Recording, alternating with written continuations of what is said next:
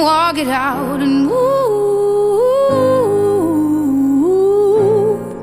mountains, and I'll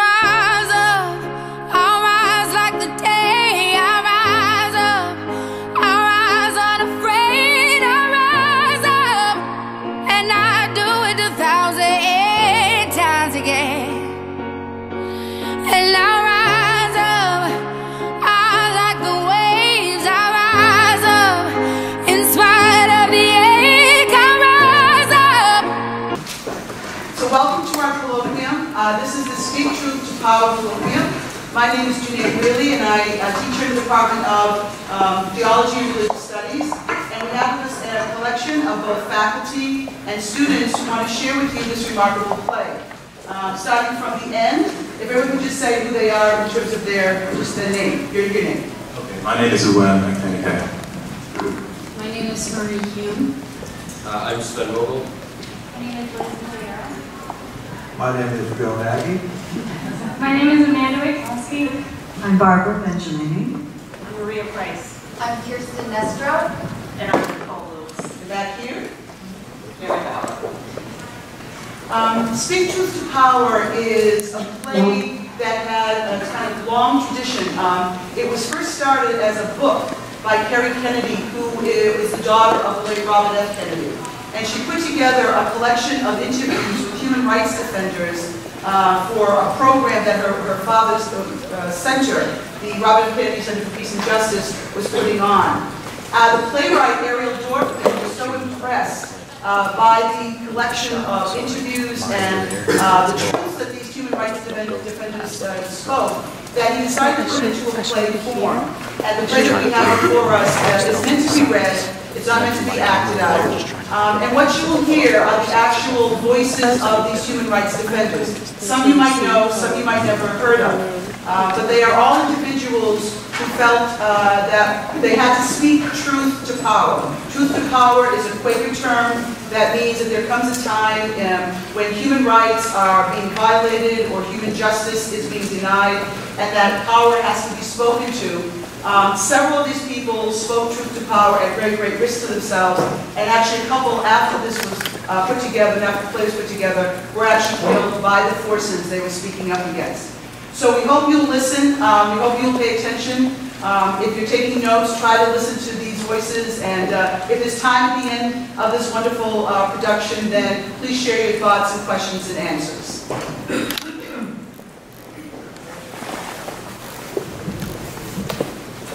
Courage begins with one voice. It's that simple. I did what I had to do.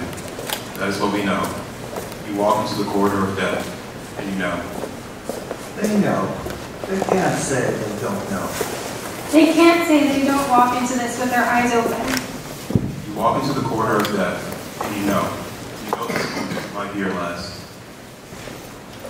You walk into the corridor of death. And you know. You know this moment might be your last. That is what you know. I know what it is to wait in the dark for torture and what it is to wait in the dark for truth. I did what I had to do. Anything else would have tasted like ashes. They can't say they don't know. I am told that as a child I reached out to others. I befriended pygmies, even though in my community, in the Congo, they were considered to be animals. I cut bread with them. I brought them to my house. I gave them my clothes. It was sick to society that I associated with pygmies, but I saw them as my friends, just as anyone else. Tulo Ugase Ankandoko. Yes, you befriended pygmies as a child. Yes, of course. For a month, I was sentenced to death, and I had great fear. Then I thought to myself, Wei Jingjing, you will die anyway. Why die as a laughingstock to my enemies? So I controlled my fear in that moment of crisis. And that moment passed. If you cannot prepare yourself for death, then you should not decide to defy the regime. You walk into the corridor of death. My name is Hafiz Abu Sida. These scars across my face are from when they pushed me through a window. They asked me who was responsible for managing everything here at the Egyptian Human Rights Organization. I told them it was me. I wrote the report. I read it. I reviewed it. I decided to publish it in a newspaper. This is our job, to point the finger at government errors. If we don't do this, who will? Hafiz Abu Zida. Yes, that is his job. And he was pushed through a window, yes. If we don't do this, who will? My name is Digna Ochoa. I am a nun and a lawyer. My father was a union leader in Veracruz, Mexico. In the sugar factory where he worked, he was involved in the struggles for running water, roads, and securing land certificates. Then he was, quote, disappeared and tortured. The charges against him fabricated. And then I myself was, quote, disappeared and held incommunicado for 8 days by the police. Now I felt in the flesh what my father had felt, what other people had suffered. I've always felt anger at the suffering of others. If an act of injustice doesn't provoke anger in me, it could be seen as indifference, passivity. One time we filed a habeas corpus on behalf of a man who had been, quote, disappeared for 20 days. The authorities denied having him in custody and then denied us access to the state hospital where we knew he was being held. During a change in shifts, I slipped in. I got to the door of his room, took a deep breath, opened the door violently, and yelled at the federal judicial police officers inside. I told them they had to leave immediately because I was the person's lawyer and needed to speak with him. They didn't know how to react, so they left. I had 2 minutes, but it was enough to get him to sign a piece of paper proving he was in the hospital. Then the police came back, fierce. They didn't expect me to assume an attack position, the only position in karate I know from movies. I suppose, of course, I don't really know karate, but they thought I was going to attack. Trembling inside, I said that if they laid a hand on me, they'd see what would happen. And they drew back, saying, "You're threatening us." And I said, "Take it any way you want." My name is Dong Viet Ho. I spent 20 years in Vietnamese prisons. 4 of those were in isolation. I was forbidden pen, paper, books. To keep my spirits up, I sang. I talked to myself. The guards thought I was mad, but I told them if I did not talk to myself, I would go mad. I tried to think of my cell as home, as though I had entered a religious way of life, like a monk. Zen meditation helped. With it, you turn inside. And I managed to secretly write a report about conditions in the camp. I felt that if I kept silent in jail, then the dictators had won. I wanted to prove that you cannot, by force, silence someone who doesn't agree with you. I continued to fight, even from within the prison walls. If we don't do this, who will? My name is Abu Bakar Sultan. When the war started at Mozambique, I decided to do something about the child soldiers. One particular 7-year-old boy changed my life.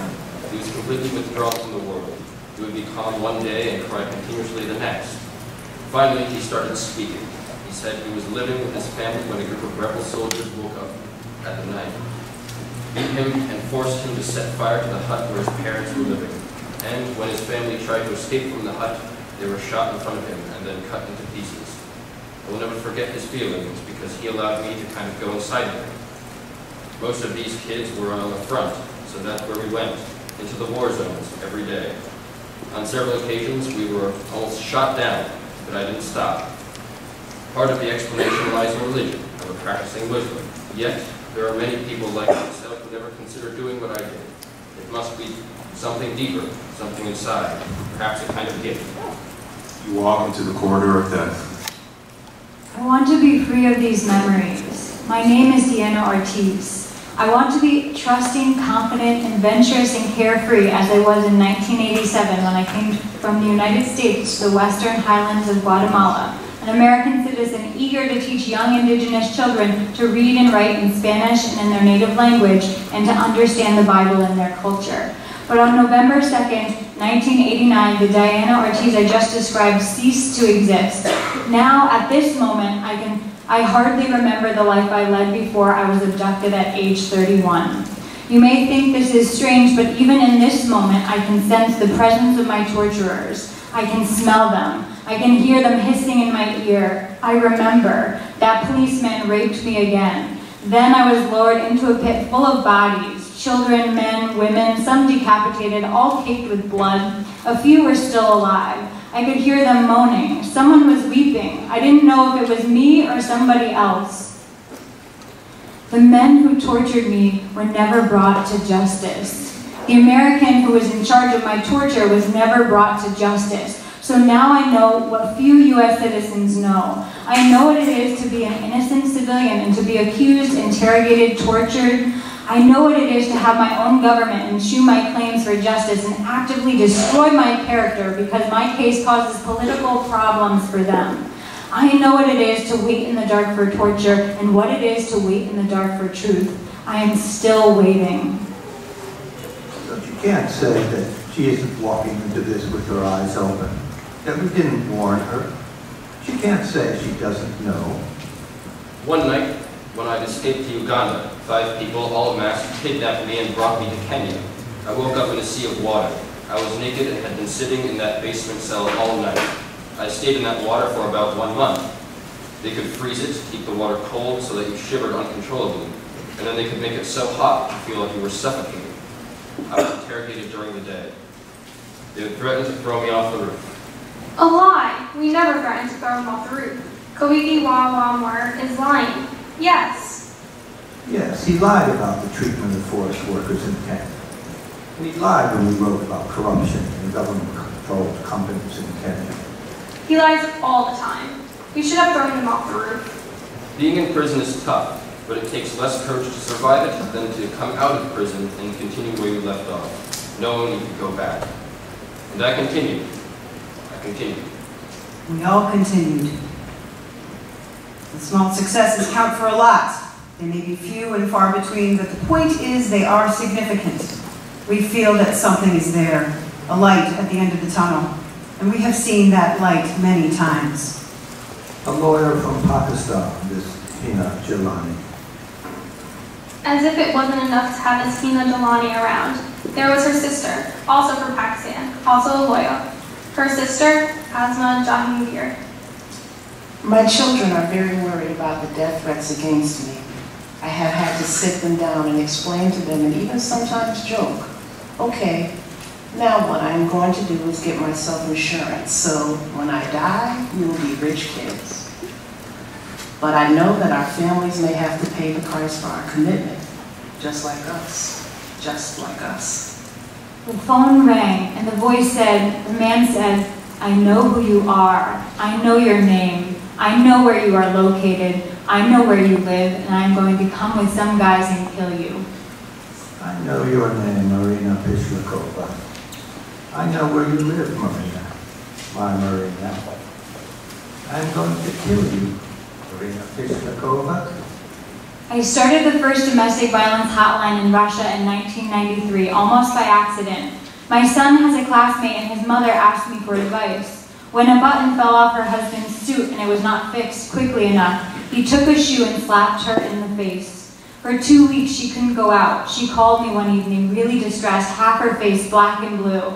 I asked her, why don't you just leave him? And she said, where would I go, Marina? I depend on him completely. So I started thinking that I should refer her to somebody, but there was nowhere to go, nobody to help her. So I started the hotline, and then we started a new program training lawyers in domestic abuse cases. My name is Rana Husani. In the name of honor, a 16-year-old girl here in Jordan was killed by her family because she was raped by her brother. When I went to investigate the crime, I met with her 2 uncles.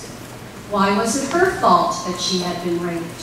Why didn't the family punish the brother? They answered that she had seduced her brother. She had seduced her brother, we said to that journalist, Rana Husani.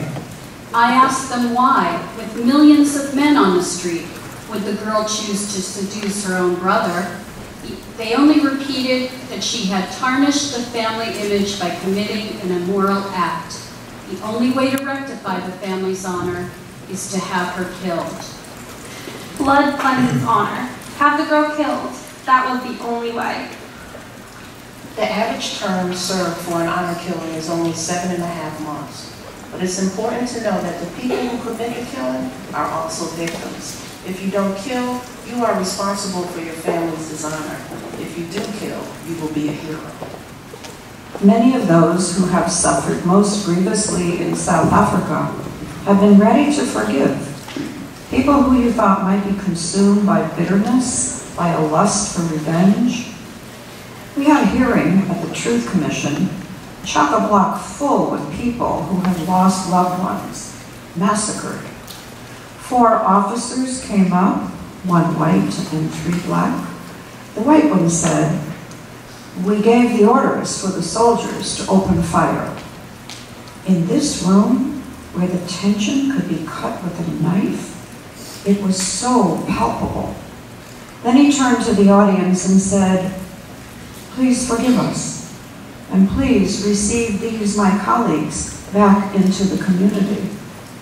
And that very angry audience broke out into quite deafening applause. I said, "Let's keep quiet, because we are in the presence of something holy." My name is Desmond Tutu. I did what I had to do. Anything else would have tasted like ashes. It would have been living a lie. I could have been part of the struggle in a less prominent position, but God took me, as they say, by the scruff of the neck. Like Jeremiah, I have a God who doesn't say, "Ah, got you." No, God says, "Get up." And God dusts us off, and God says, "Try again." God says, "Try again." Because something is there. A light is there. A light at the end of the tunnel. My name is Mohammed Yunus. I started the Grameen program to provide access credit for the poor. The professionals say development involves multi-million-dollar loans for infrastructure projects. But I work in the real world with real people. The night before a woman is going to get her $35 from the bank, she will be tossing and turning to decide whether she is going to be able to repay the loan. And then she holds the money, and she will tremble, and tears will roll down her cheeks. And she won't believe that we would trust her with such a large amount of money, $35. And she struggles to pay the first installment, and the second installment.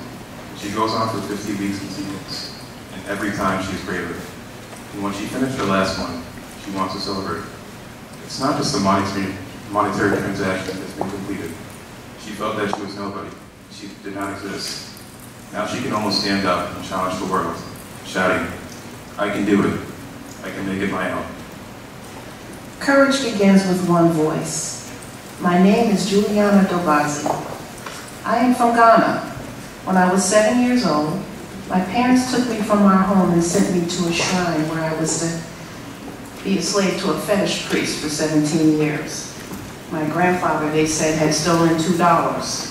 When members of my family began to die, a soothsayer said that my family must bring a young girl to the shrine to appease the gods. 12 of us, 4 women and 8 children, lived in a 1-room thatched roof cottage. No windows, no doors, rain got in. The snakes got in. The ceiling was low, just shy of our heads, and we all slept together on a mat on the floor. A typical day in the shrine, you wake up at 5 in the morning, go to the stream so far away to get water for the compound, sweep, prepare meals for the priest, not eating anything for yourself, go to the farm, work until 6 o'clock, and return to sleep after scrounging for leftovers. At night, the priest would call one of us into his room. I was about 12 when I was first raped. I had to do something that would change my life. Finally, one day I got my chance. I don't know where my sudden confidence came from, but all my fear had disappeared. With my newborn baby strapped to my back and my first child Wonder in my hands, I escaped through the bush. Now that I have escaped, I help to diminish the women's fears by telling them my story. What I do is dangerous, but I am prepared to die for a good cause. This was my weapon. This is still my weapon. My name is Ellie Wiesel. I like the weak and small. That's why in every book of mine, there's always a child, always an old man, always. Because they are so neglected by the government and by society. So I give them shelter. I think of the children today who need our voices. I owe something to the people left behind. And I hope that my past should not become your children's future.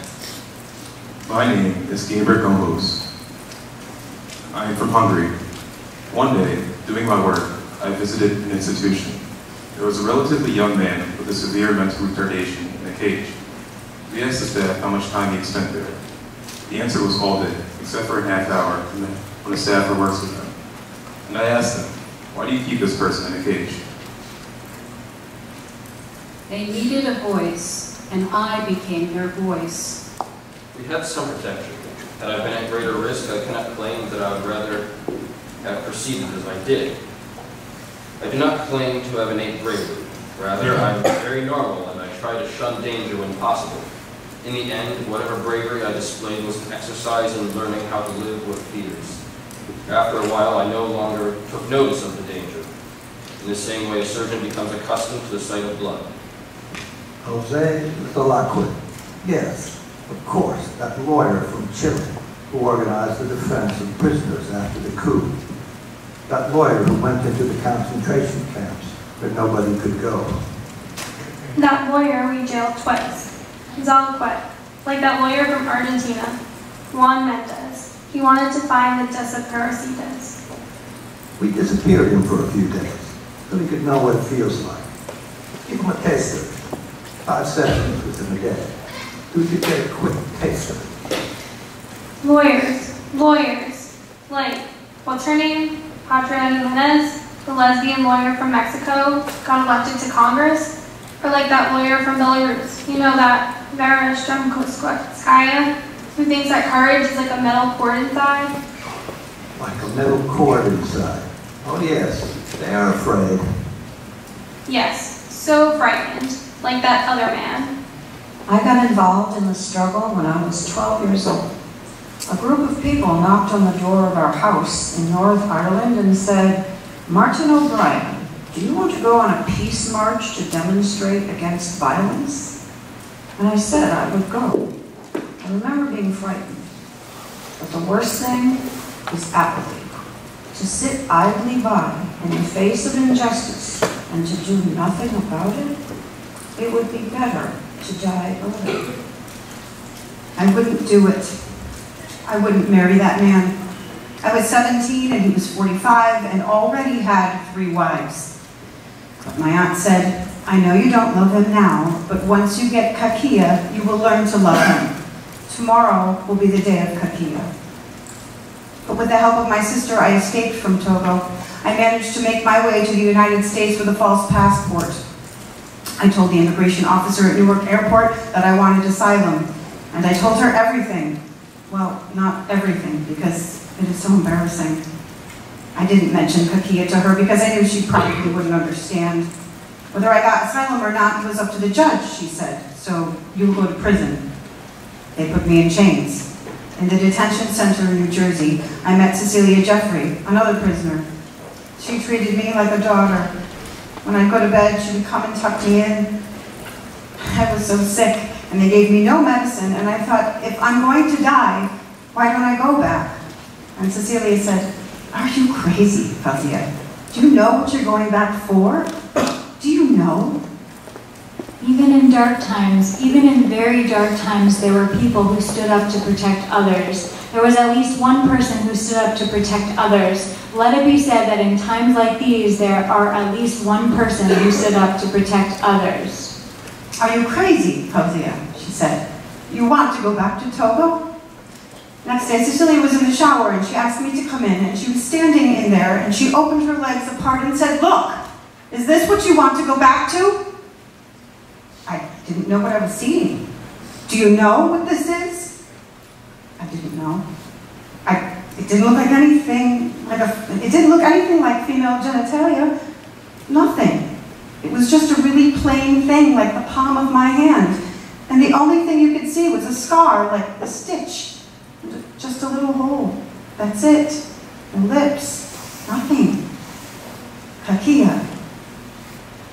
I said, "You live with this?" And she said, "All my life. I cry all the time when I see it. I cry inside. I feel weak. I feel so defeated all the time." And I looked at her and saw the strongest woman on earth. Outside, you can't really tell that she's suffering. She's the most loving person I've ever met. She made me stay. She made me stay and win my case. Few and far between, we have seen that light many times. Have they? Have they really seen that light many times? How many lights have they really seen? How many lives have they really saved? Few and far between. That is what they know. What it is to walk into the corridor of death. And this is what they really fear, that nobody cares, that people forget, that people watch TV and say these are not their problems, and then have dinner and then go to sleep. People go to sleep. People go to sleep. That is what they know and fear. They know that 3 billion people live in poverty and 40,000 children die each day of diseases that could be prevented. They know that the 3 richest people in the world have assets that exceed the combined gross domestic product of the poorest 48 countries. And that is not going to change by saving one life, and then another, and then another. Nothing is ever going to change. That is what they fear, that nobody really cares. My name is Oscar Daria Sanchez, and I care. Military spending is not merely a consumer excess. Instead, it represents a huge perversion in priorities of our civilization. $780 billion each year invested in instruments of death, in guns and fighters designed to kill people. That spending, that could be spent on human development. If we channel just 5% of that figure over the next 10 years, just 5% of those billions into anti-poverty programs, all of the world's population would enjoy basic social services. The poor of the world are crying out for schools and doctors, not guns and generals. Yes, of course the poor of the world are crying out. But who cares? Who cares? At that time, I stayed in the jungle and observed the terrible lives of the villagers of Burma. In the morning, the villagers took hoes and baskets and were forced to build things for the military. They didn't get any pay. I talked to one mother whose son had committed suicide because a group of soldiers had forced him to have sex with her. The son killed himself out of shame. It was then that I made the decision to work for these people. In the beginning, I had neither pen nor paper to work with. The resistance people told me that this kind of incident happened all the time and that no one cared, that I should take up arms instead and fight. But I made the decision to continue working on the testimonies, absorb the stories as best I could. It was very cold in the hills, and we all had this sheet of plastic to cover ourselves, although we hung our hammocks to avoid the leeches on the ground. In the morning, we realized the leeches had fallen from the trees and sucked our blood. There was a time when I wanted to shoot myself, when there wasn't any water and we had to eat raw rice. But we kept gathering stories. Finally, we met a woman from France who gave us money for paper and mailing. I was so happy that we could finally do something. And yet one day, I went to another human rights organization that was working on something else. There in the trash, I saw the documentation that we'd been working so hard on. It was difficult to get that piece of paper mailed and to document the suffering that the people had endured. It had been scrunched up and thrown away. Ka Sawa from Burma. He felt heartbroken. Yes. But we had told him it was useless. We had told him. We had told him he was wasting his life away. No one listened, and no one cared. Many women in Kenya did not have firewood. They needed fruits to cure malnutrition in their children and clean drinking water. But the pesticides and herbicides used on farms to grow cash crops polluted the water. We encouraged them to plant trees. We would go and collect seeds from the trees, come back and plant them the way the women did with other seeds. Here's the method. Take a pot, put in the soil, and put in the seeds.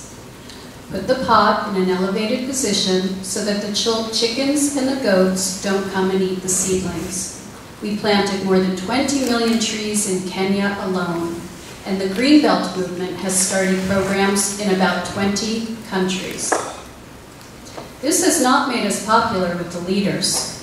They attack us, attack me. But fortunately, my skin is thick like an elephant's. My name is Wangara Maathai. My name is Kalesh Setahiri. When I was 5 or 6 years old, the first day that I went to my school, I found a cobbler and his son sitting right on the doorstep of my school, and they were cleaning and polishing off shoes of children. And as soon as I was entering, there was a lot of joy and happiness. I was carrying new books, a new bag, new clothes, new uniform, everything new.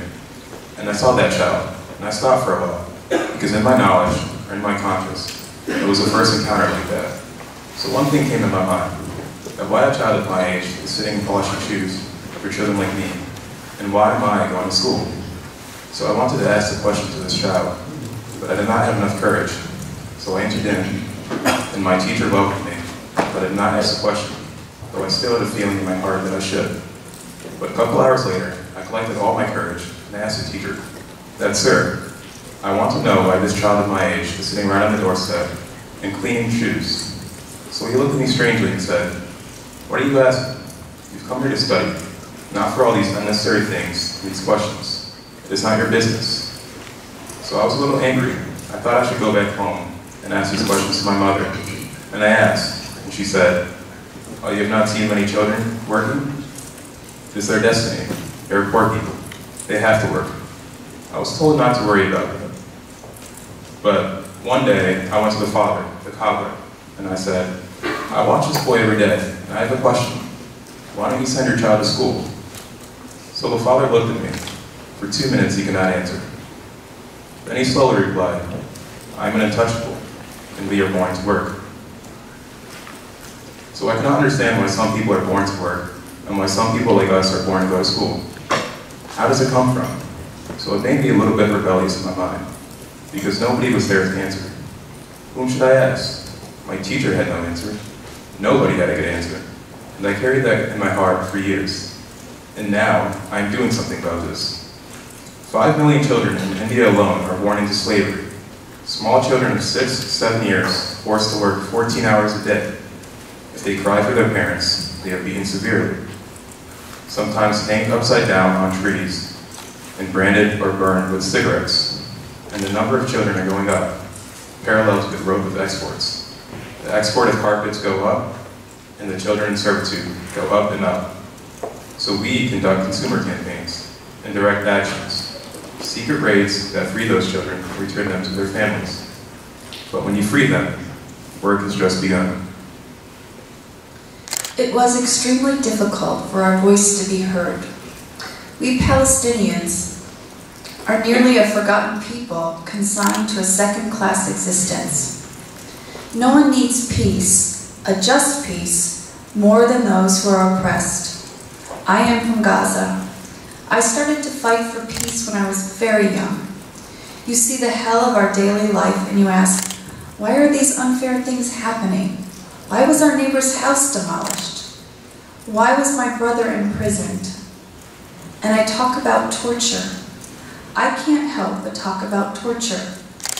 We have to have one standard for all people, Israeli and Palestinian, because all human life is sacred, no matter what nationality, race, or religion. All those disappearances were peasants, Andean peasants whose main language is Quechua, not Spanish. They are considered second-class citizens, so there was not much attention paid to them. Nothing is worse for a prisoner than to feel that he or she is forgotten. And usually the tormentor uses that argument to break the prisoner and says, well, you know, nobody cares. We told him, we said, well, you know, nobody cares. The first year of my first time in prison in China, I cried almost every day. I missed my family, especially my mother, who had committed suicide because I was arrested. I was Catholic, so I prayed, but after 2 years, there were no more tears. Life only belongs to you once. They broke my back. Later in exile, people were calling Harry Wu a hero. But a real hero would be dead. If I were a real hero like those people I met in the camps, I would have committed suicide. Now I want to see Lao Zhai become a word in every dictionary. Lao means labor, Zhai means reform. They reform you. Before 1974, gulag was not a word. Today it is. So now we have to expose the word Lao Zhai. How many victims are there? What are the conditions the prisoners endure? I want people to be aware of the products made in China by prison labor, the toys, the footballs, the surgical gloves. I want them to be aware that today, the Chinese people have the right to choose different brands of shampoo, but they still cannot say what they really want to say. Stay one step in front of the secret police.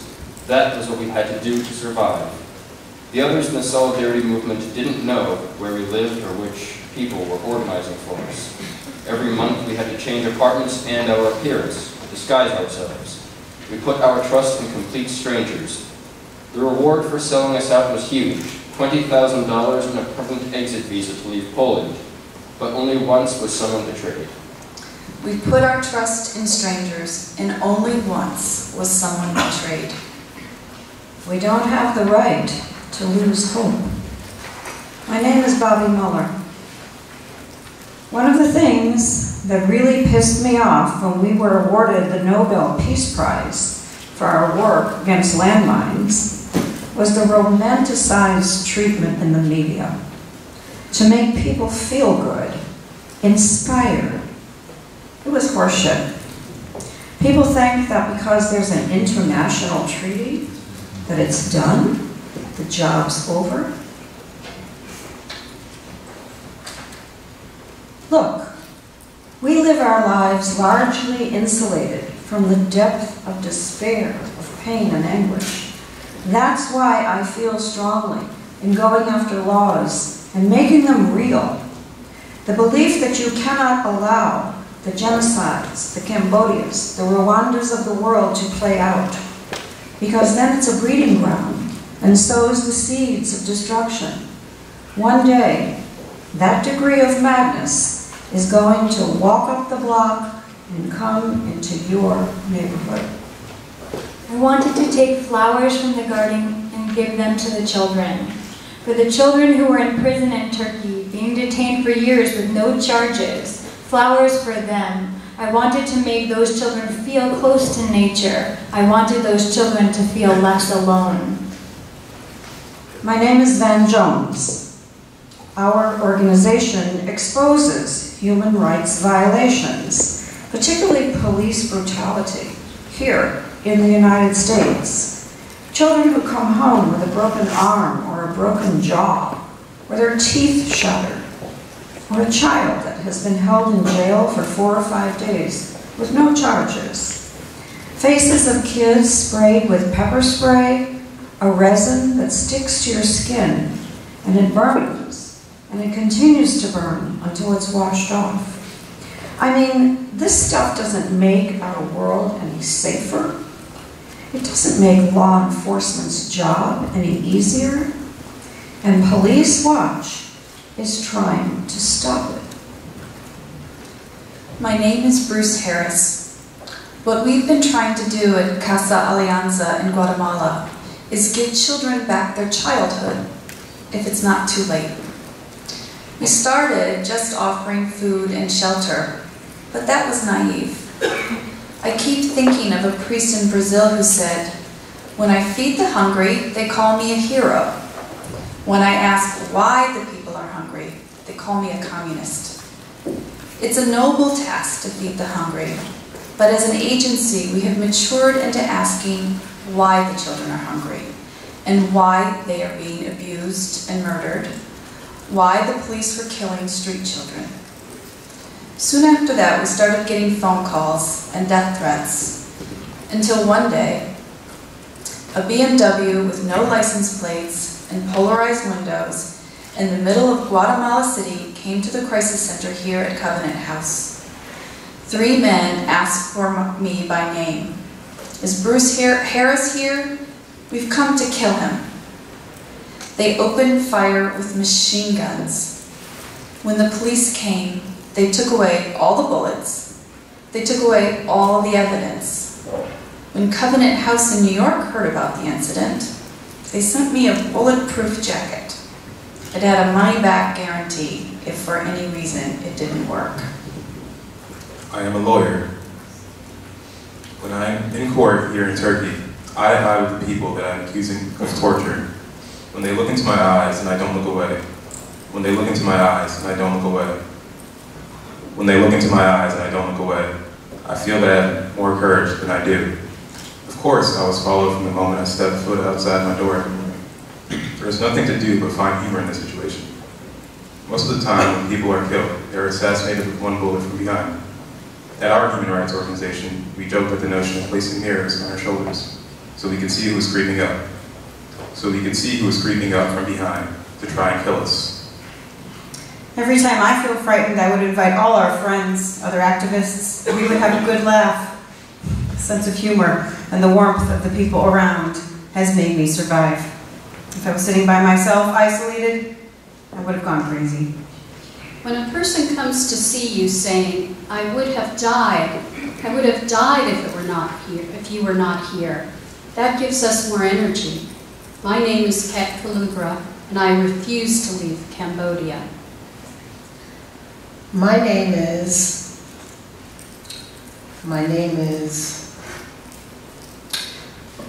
I can't reveal my name.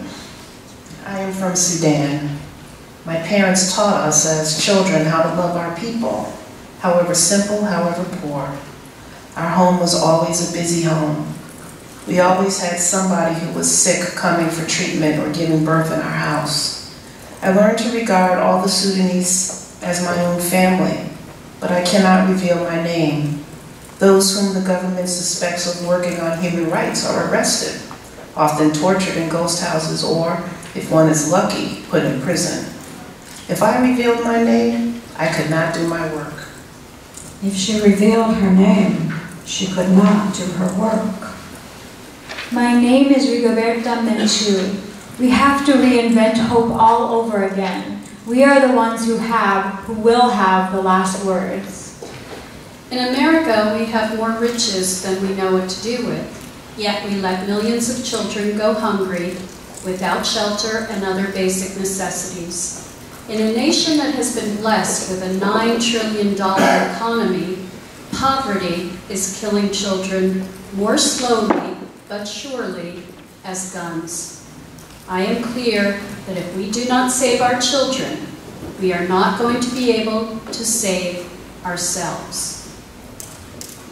Everybody needs to open up the envelope of their soul and get their orders from inside. And nobody has ever said it was going to be easy. You don't have to see the whole stairway to take the first step.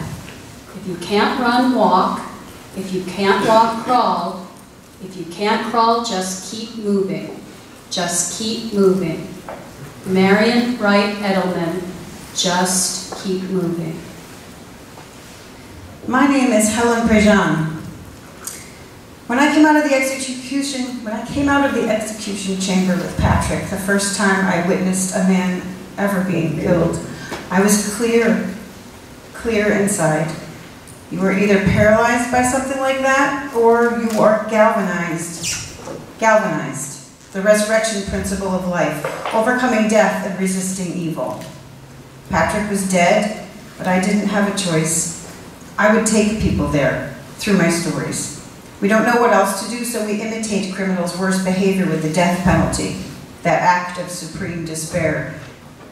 And yet I believe that if we bring people to their own best hearts, they will respond.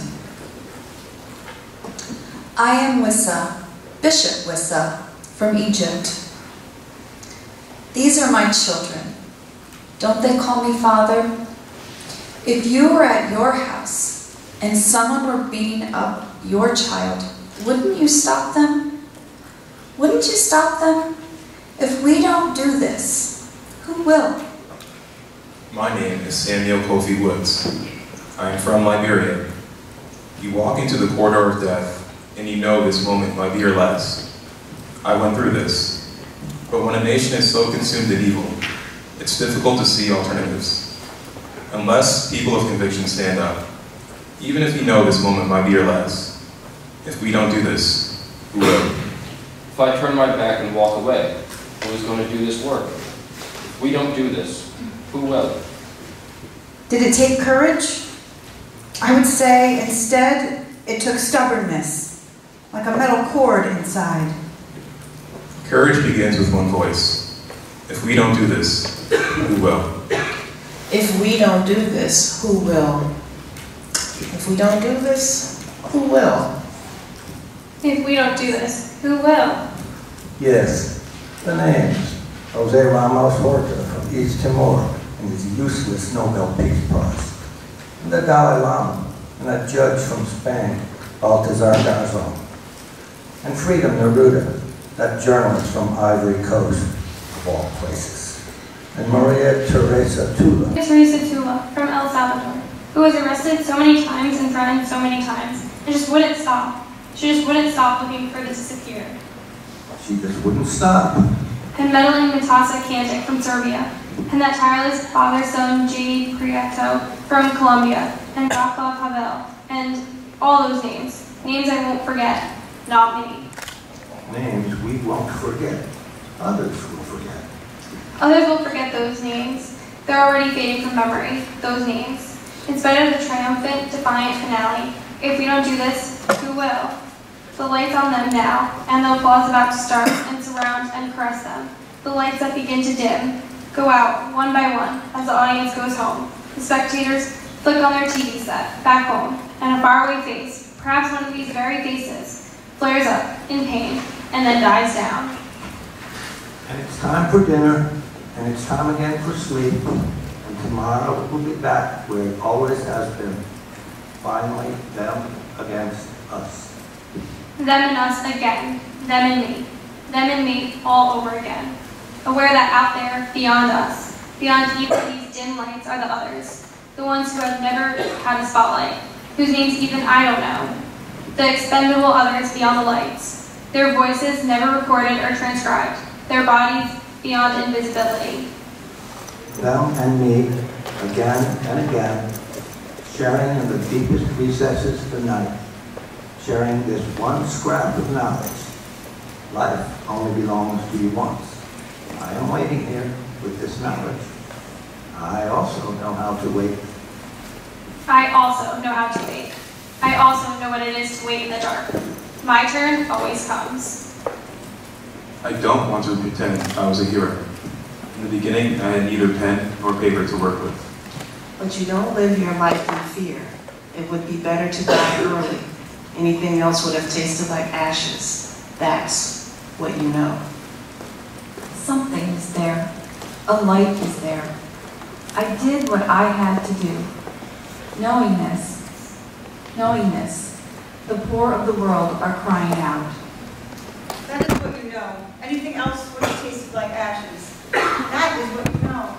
For the poor of the world are crying out for schools and doctors, not generals and guns. I was never alone. That's what you know. We did what we had to do. That's all. Did it take courage? It took stubbornness. Stubbornness like a metal cord inside. The feeling of inner strength like a metal cord inside. Anything else would have tasted like ashes. Knowing this, we owe something to the people left behind. And God dusts us off, and God says, try again. God says, try again. God says, life will only bring to you once, only this once. And so we continue knowing this. Knowing this, if we bring people to their own best hearts, they will respond. That is what you know. We were never alone. And so we continue, waiting in the dark for the truth. We were never really alone. I don't want to pretend I was a hero. I did what I had to do. That's all. It's really so simple. That's what you know. The work has just begun. That is what we know. We did what we had to do. The work has just begun.